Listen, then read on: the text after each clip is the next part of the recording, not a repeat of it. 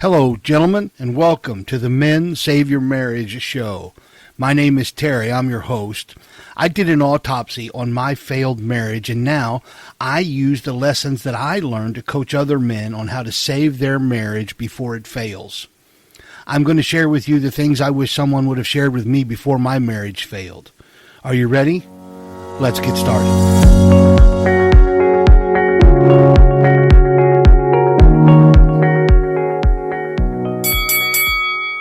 Hello, gentlemen, and welcome back. You just heard the bell, so welcome in. This is the Men Save Your Marriage podcast. You heard the introduction. My name is Terry. I'm your host, and today we are talking through episode number 15, Reestablishing Emotional Intimacy. This is going to be a good one, and it's a very valuable one. Sometimes it may not feel like it, but I promise you that it is. So we're going to dive into all this good stuff here today. You heard the bell. It's time to step into the ring. We are in the fight to save your marriage. And that's what this is all about. So here we go. Reestablishing emotional intimacy. Today we're talking about emotional intimacy, what it is, why it's crucial, and how to build it consistently. That's a word you're going to hear come up a few times today. If your marriage feels distant, disconnected, or just off, this episode will give you practical tools to rebuild emotional closeness with your wife. I would venture a guess that a lot of us feel that way. That's why we're listening to this podcast series. So take this to heart. I cannot impress upon you this enough. So, again, as always, just 3 points. We're going to jump right in. Number one, what is emotional intimacy and why does it matter? And this is one of those things, you heard me say in the introduction, that my marriage failed, and I want to share with you some of the things I wish someone had shared with me. This episode is one of those critical episodes. And this is the stuff that I wish I would have known. I completely believe I would still be happily married today if I would have understood this. But I didn't. I was young. I was stupid. I didn't know what I didn't know. And I just didn't know how to do this kind of thing well. And I kind of stumbled my way through it. But over time, distance set in, and, I lost my marriage. And it's entirely my fault. I'm to blame for that. I'll always own up to that. But this is one of those critical things, guys. If you've gotten all the way to episode 15, I trust and I hope and pray that you're getting some value out of this. This could be one of the most valuable ones that you've heard so far. This is mission critical if you really want to save your marriage. So here we go. Number one, what is emotional intimacy and why does it matter?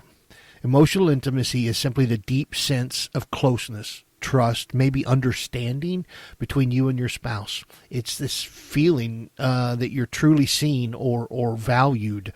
A lot of women, you'll hear them say, he actually, I feel heard when he listens to me. That is emotional intimacy, okay?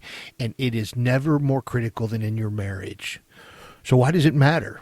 Well, a marriage without emotional intimacy, quite honestly, is like a house without a foundation. It might stand for a while, but eventually it's going to crumble.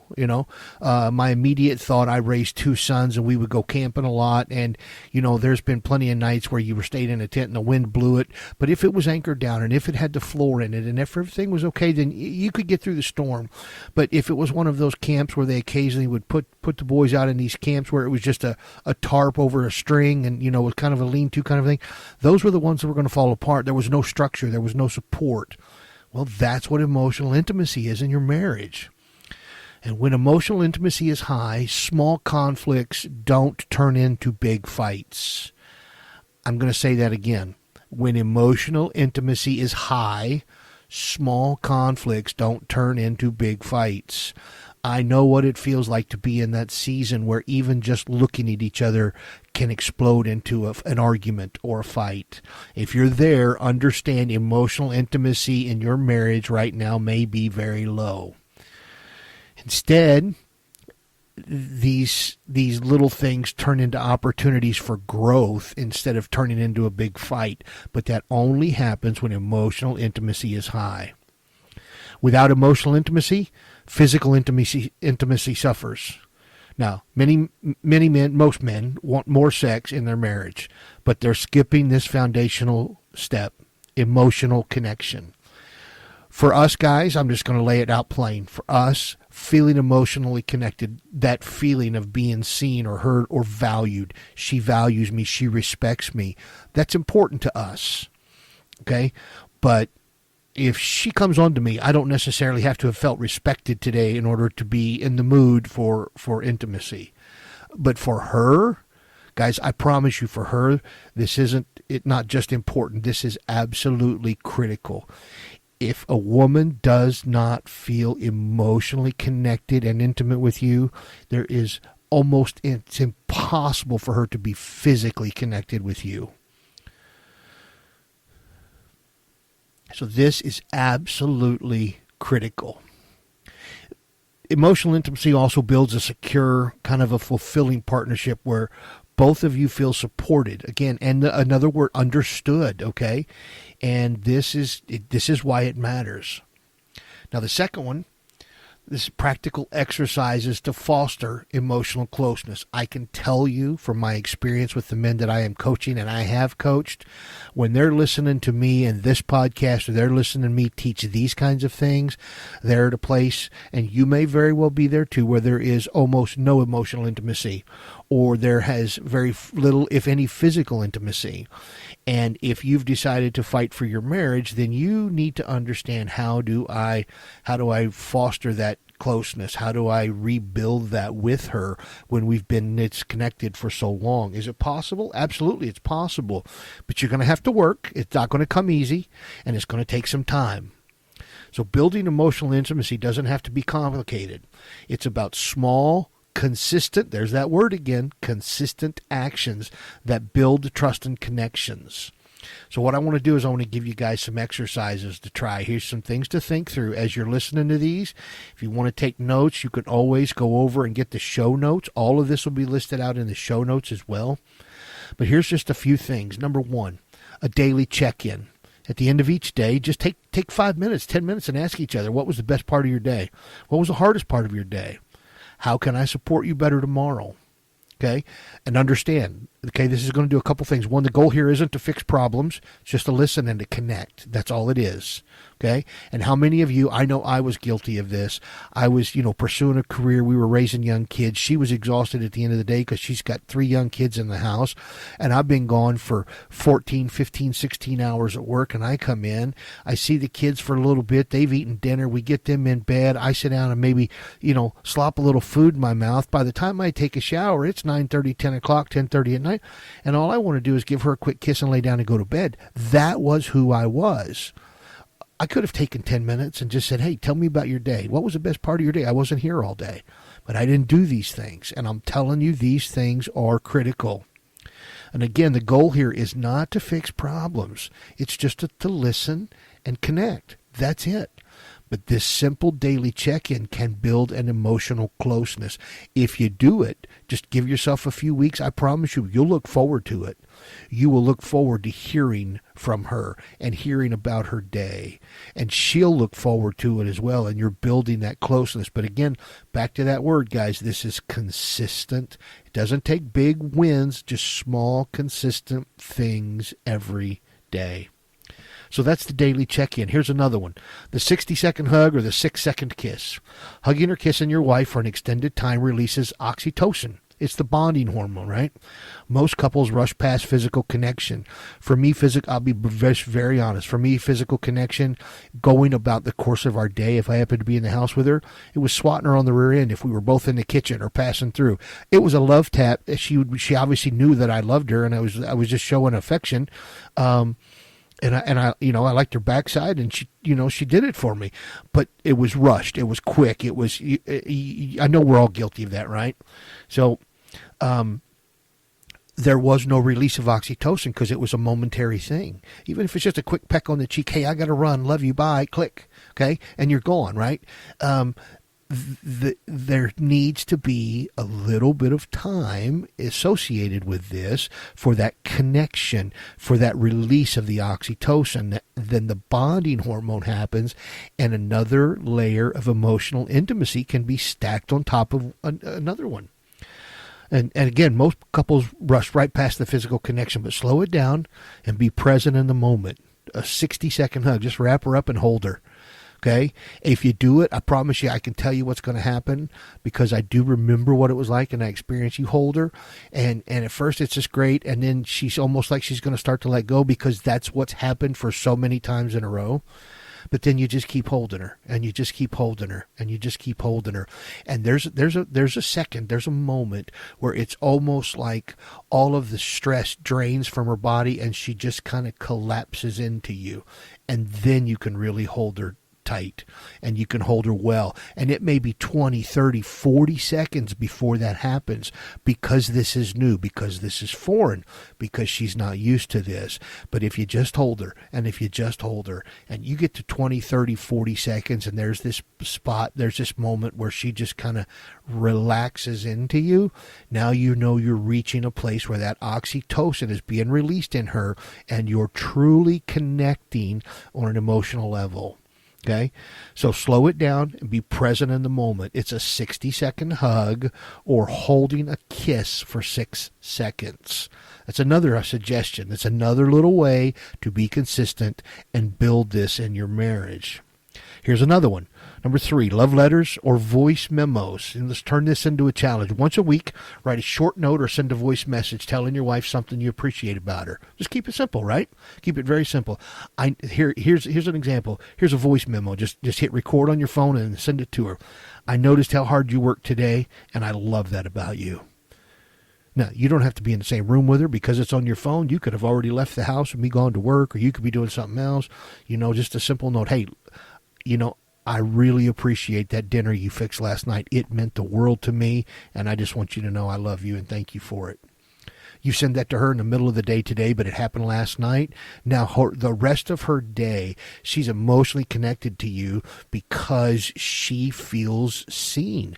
She feels celebrated just for a moment because you recognize she put some effort into that meal that you cooked last night. So take that as a challenge. Once a week, write her a note. Leave her a note on the bed if you get up and leave before she does. I'll tell you, here's a great one. And I used to use this one in my marriage early on, and it fell off. And I just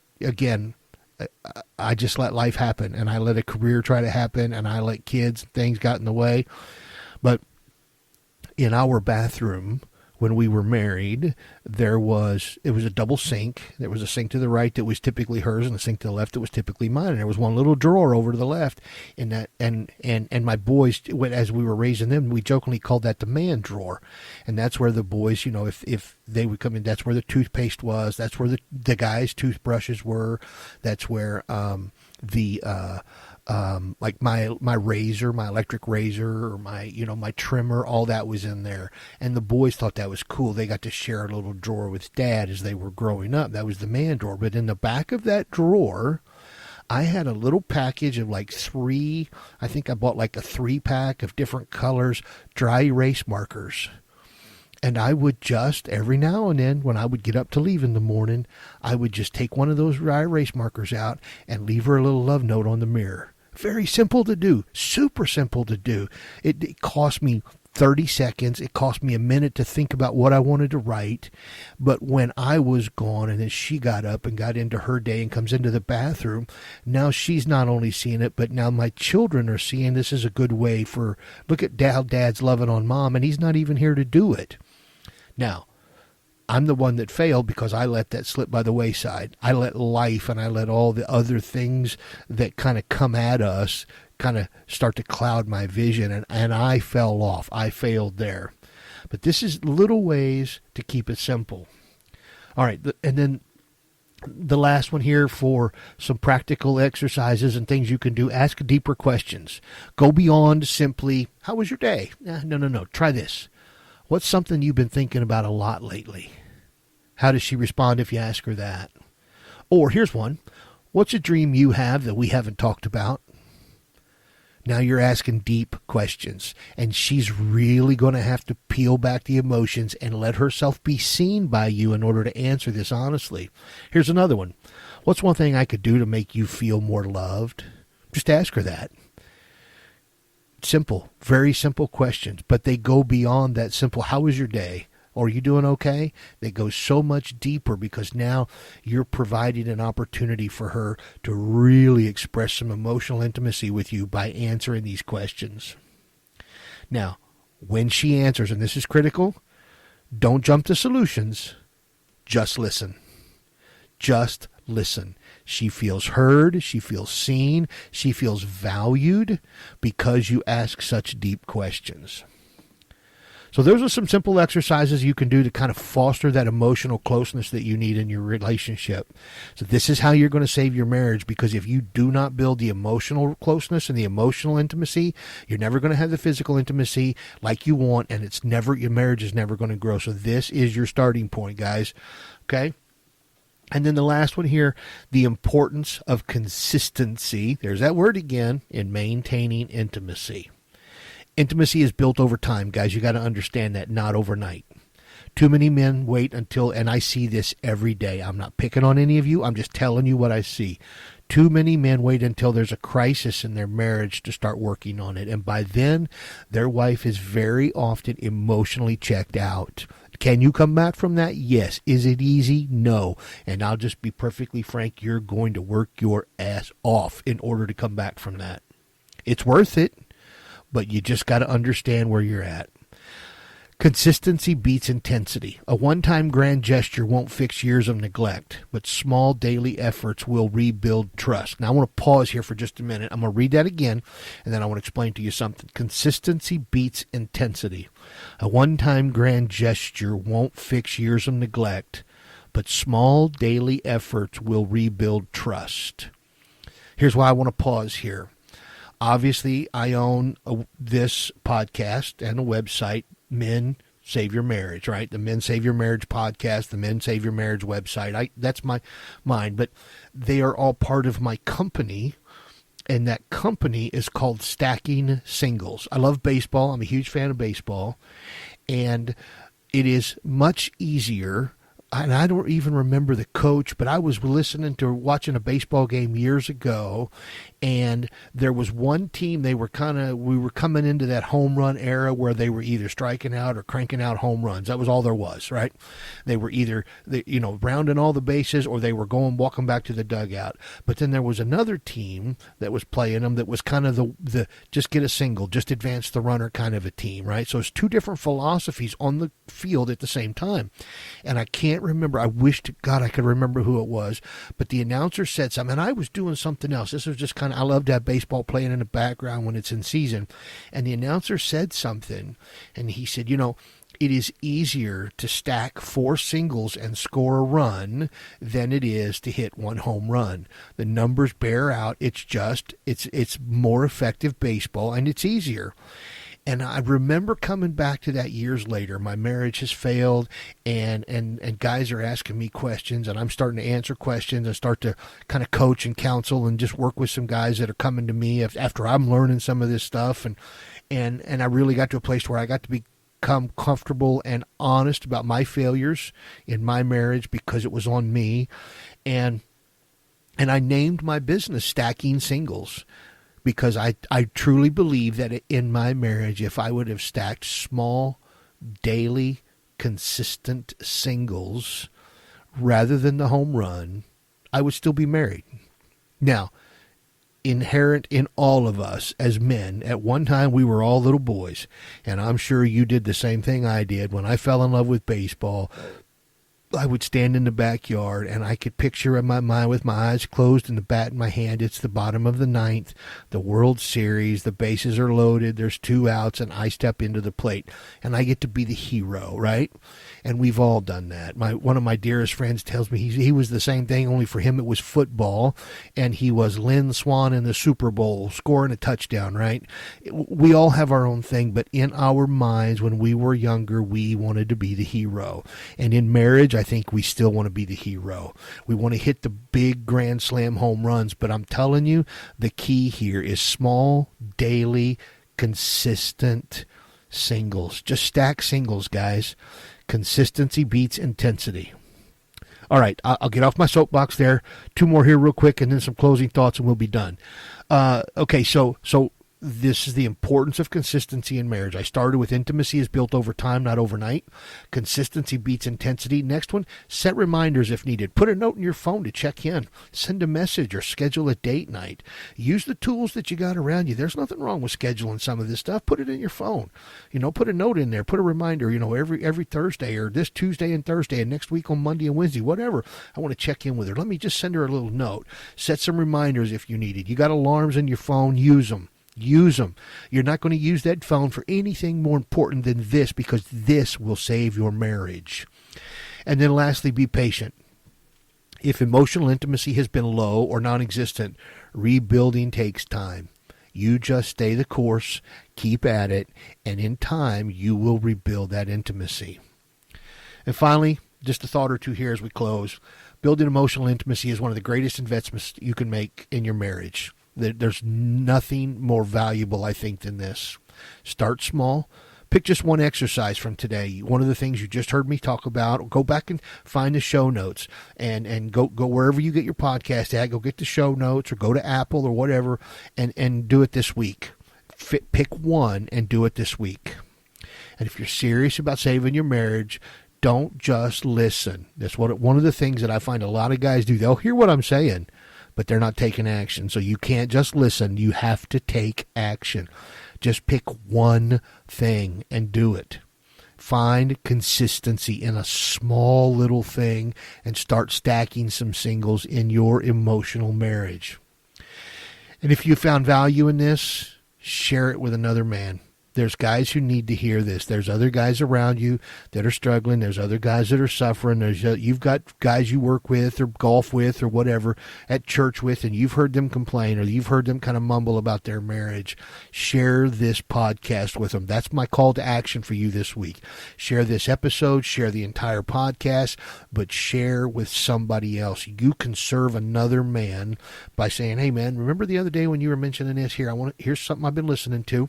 Just give this a listen, and just let them start at the beginning and listen, okay? But share this with somebody. Now you can not only grow in your own marriage, but you're helping another man and another guy, a buddy, a friend, grow in his.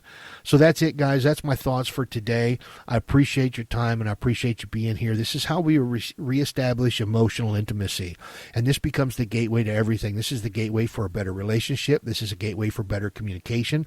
This is a gateway for better sex, better intimacy, all the things we want, because at this point, when you are working to establish emotional intimacy, now you are connected with your girl, and you're connected in a strong way. And when you're connected, then you two can really set the world on fire. So, gentlemen, I want to thank you again. I look forward to seeing you back here next week for another show and another episode. But this is Terry signing off, and go out there and work hard, be consistent, do the small things, and save your marriage. Thank you, gentlemen. Have a great day.